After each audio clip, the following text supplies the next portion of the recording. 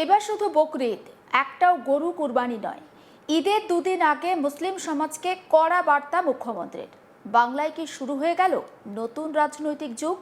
বাংলার রাজনীতিতে এমন দৃশ্য বহু বছর দেখা যায়নি।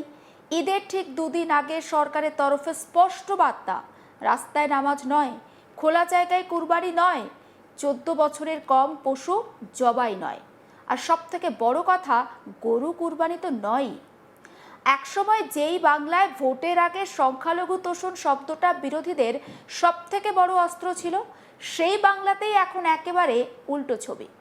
নতুন সরকারের স্পষ্ট বার্তা, তারা বুঝিয়ে দিচ্ছে ধর্ম পালন হবে কিন্তু আইনের ভিতরে, উৎসব হবে কিন্তু নিয়ম মেনে, আর সংখ্যাগরিষ্ঠের ধর্মীয় আবেগকেও এবার সমান গুরুত্ব দেওয়া হবে। এই বার্তা শুধুই প্রশাসনিক নয়, এটা রাজনৈতিকও, এটা আদর্শগত, এটা বাংলার ক্ষমতা বদলের পর নতুন শাসন দর্শনের প্রথম বড় পরীক্ষা। সবথেকে বড় তাৎপর্যপূর্ণ বিষয় হলো এই সিদ্ধান্তের সমর্থনে এবার মুসলিম সমাজের একাংশও এগিয়ে এসেছে। অসমের একাধিক মুসলিম সংগঠন, ঈদগাহ কমিটি, কবরস্থান কমিটি ইতিমধ্যেই আবেদন জানিয়েছে এইবার গরু কুরবানি না করার জন্য, কারণ হিন্দু সমাজের আবেগকে সম্মান। এই একটা বাক্যই বদলে দিচ্ছে বহু বছরের রাজনৈতিক সমীকরণ। যেখানে এতদিন ধর্মীয় উৎসবের মানে রাজনৈতিক মেরুকরণ, সেখানে এবার এক নতুন শব্দ সামনে এসেছে, সহাবস্থান। আর এখানেই শুরু হচ্ছে সব থেকে বড় রাজনৈতিক বিতর্ক। এটা কি সত্যি সম্প্রীতির নতুন বার্তা, নাকি সংখ্যাগরিষ্ঠ রাজনীতির চাপ? কারণ ভারতীয় রাজনীতিতে ধর্ম কখনো শুধু ধর্ম থাকে না, সেটা ভোটে যায়, সেটা মেরুকরণে যায়, সেটা পরিচয়ের রাজনীতিতে যায়। আর তাই গরু কুরবানি নয় সিদ্ধান্তের গুরুত্ব শুধুমাত্র ধর্মীয় নয়, এটা গভীর রাজনৈতিক বার্তা বহন করছে।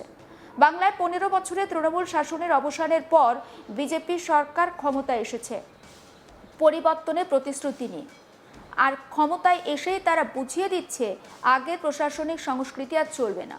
যে বিষয়গুলো এতদিন স্পর্শকাতর বলে এড়িয়ে যাওয়া হতো, এবার সেই বিষয়ে সরাসরি অবস্থান নেওয়া হচ্ছে। রাস্তায় নামাজ নিয়ে নির্দেশিকা, খোলা জায়গায় কুরবানি বন্ধ, গরু জবাইয়ে কড়াকড়ি, সব মিলিয়ে এটা শুধুই আইন শৃঙ্খলার প্রশ্ন নয়, এটা সাংস্কৃতিক পুনর্গঠন, এর রাজনৈতিক বার্তা। আর সেই জায়গাতেই সামনে এসেছে অসমের মুখ্যমন্ত্রী হিমন্ত বিশ্ব শর্মার নাম। অসম বিধানসভায় দাঁড়িয়ে তিনি প্রকাশ্যে মুসলিম সমাজকে ধন্যবাদ জানিয়েছেন, কারণ বহু মুসলিম সংগঠন স্বেচ্ছায় সিদ্ধান্ত নিয়েছে এবারের বকরি ঈদে গরু কুরবানি করবে না। হিমন্ত বিশ্ব শর্মা বলেছেন, হিন্দুদের আবেগকে সম্মান জানিয়েই মুসলিম সমাজ এই সিদ্ধান্ত নিয়েছে, এবং এখানেই তিনি আরও বড় রাজনৈতিক বার্তা দিয়েছেন, এটাই তো নতুন যুগের শুরু। নতুন যুগ? কিসের নতুন যুগ? হিমন্তের বক্তব্য অনুযায়ী এটা এমন এক সময়ের সূচনা যেখানে ধর্মীয় উৎসব পালিত হবে পারস্পরিক শ্রদ্ধার ভিত্তিতে, যেখানে এক সম্প্রদায়ের উৎসব অন্য সম্প্রদায়ের আবেগকে আঘাত করবে না। আসামের মুখ্যমন্ত্রী বলেছেন, এবার অসমে বহু মুসলিম এবং একাধিক মুসলিম সংগঠন সিদ্ধান্ত নিয়েছে যে বকরি ঈদে তারা কুরবানির জন্য গরু ব্যবহার করবে না। হিন্দু সমাজের ভাবাবেগকে সম্মান জানিয়ে তারা এইবার কুরবানিতে গো মাতাকে ব্যবহার না করার সিদ্ধান্ত নিয়েছে। এটা এক নতুন যুগের সূচনার ইঙ্গিত এবং বদলে যাওয়া সময়ের স্পষ্ট ছবি তুলে ধরে। এই সিদ্ধান্ত নেওয়ার জন্য আমি অসমের মুসলিম সমাজকে আন্তরিক ধন্যবাদ জানাই। যদি এই সিদ্ধান্ত বাস্তবায়িত হয়, তাহলে তা স্বাভাবিকভাবেই অসমের হিন্দু সমাজের ওপর গভীর প্রভাব ফেলবে এবং রাজ্যে দীর্ঘদিন ধরে চলে আসা সহাবস্থানের মানসিকতাকে আরও শক্তিশালী করবে। আমি আশা করি 29 তারিখ ঈদ উল আজহা বা বকরি ঈদ পালনের আগেই যারা এখনও কোনো সিদ্ধান্ত নেননি, তারা একই ধরনের সিদ্ধান্ত নেবেন এবং এইবার অসমে কুরবানির জন্য কোনো গরু ব্যবহার করা হবে না। একবার শোনাই অসমের মুখ্যমন্ত্রী হিমন্ত বিশ্ব শর্মা কি বলেছেন সেই বক্তব্য। इस बार आसाम का काफी मुसलमान लोगों ने, काफी मुसलमान जमात ने यह सिद्धांत लिया है कि इस बार हम लोग गाय को कुर्बानी में नहीं व्यवहार करूंगा।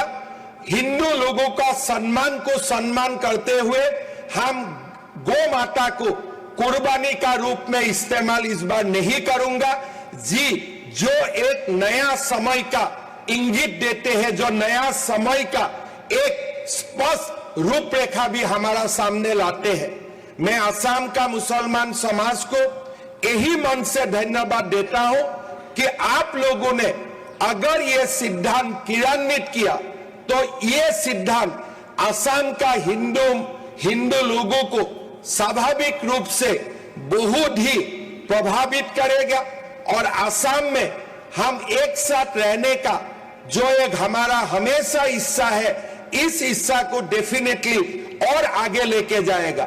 मैं आशा करता हूं कि 29 तारीख जब ईद होगा, बकरीद होगा, जो लोग अभी तक सिद्धांत नहीं लिया है वो लोग भी सिद्धांत लेगा और असम में इस बार कोई गाय को कुर्बानी का रूप में आगे नहीं बढ़ाया जाएगा। শুনতে অত্যন্ত ইতিবাচক, কিন্তু বিরোধীরা বলছে এটা স্বেচ্ছাসিদ্ধ নয়, এটা চাপের রাজনীতি। তাদের অভিযোগ বিজেপি শাসিত রাজ্যগুলোতে এমন পরিবেশ তৈরি করা হচ্ছে যেখানে সংখ্যালঘুরা নিজেদের ধর্মীয় আচরণ নিয়েও ভীত হয়ে পড়ছে। এই বিতর্কের মাঝখানে দাঁড়িয়ে রয়েছে বাস্তবতা, আর সেই বাস্তবতা হলো অসমের বহু ঈদগাহ কমিটি, কবরস্থান কমিটি নিজেরাই লিখিতভাবে আবেদন জানিয়েছে গরু কুরবানি না করার জন্য। ধুবড়ি, হোজাই, বাঙ্গাইগাঁও, উড়ালগুড়ি একাধিক জায়গা থেকে এই সমস্ত আবেদন এসেছে। ধুবড়ি টাউন ঈদগাহ কমিটি তাদের নোটিশে স্পষ্ট বলেছে ইসলামে গরু কুরবানি বাধ্যতামূলক নয়। এই বক্তব্য অত্যন্ত গুরুত্বপূর্ণ, কারণ বহুদিন ধরে ভারতে গরু কুরবানি নিয়ে ধর্মীয় বনাম সাংস্কৃতিক সংঘাত রয়েছে। আর সেই জায়গায় দাঁড়িয়ে মুসলিম সমাজের একাংশ যদি বিকল্প পশু কুরবানির কথা বলে, তাহলে সেটা নিঃসন্দেহে নতুন রাজনৈতিক এবং সামাজিক ইঙ্গিত। হিমন্ত বিশ্ব শর্মা এই সিদ্ধান্তকে ঐতিহাসিক বলে আখ্যা দিয়েছেন। তিনি বলছেন এতে অসমে সহাবস্থানের পরিবেশ আরও শক্তিশালী হবে। আর এখানেই বিজেপির বৃহত্তর রাজনৈতিক কৌশল স্পষ্ট। তারা শুধু আইন প্রয়োগ করতে চাইছে না, তারা সামাজিক সম্মতিও তৈরি করতে চাইছে। মানে সরাসরি নিষেধাজ্ঞার বদলে এমন পরিবেশ তৈরি করা যেখানে সমাজের একটা অংশ নিজেই সিদ্ধান্ত নেয়। এটা এখন বিজেপির নতুন রাজনীতি।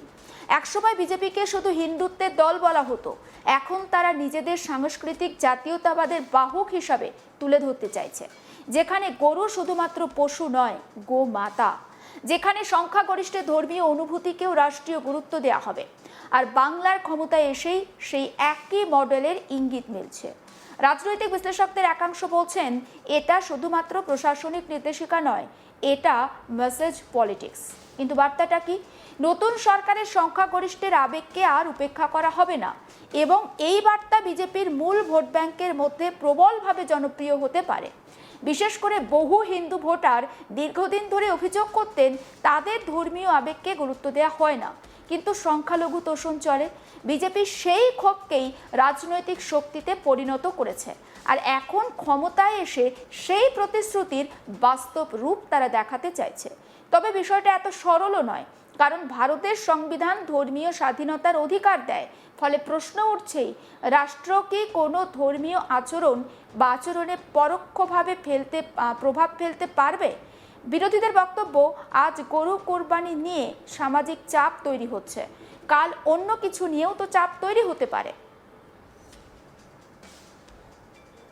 সমস্ত আপডেট পৌঁছে দেবো আপনাদের কাছে। নজর রাখুন আজ তাক বাংলায়, সাবস্ক্রাইব করতে ভুলবেন না।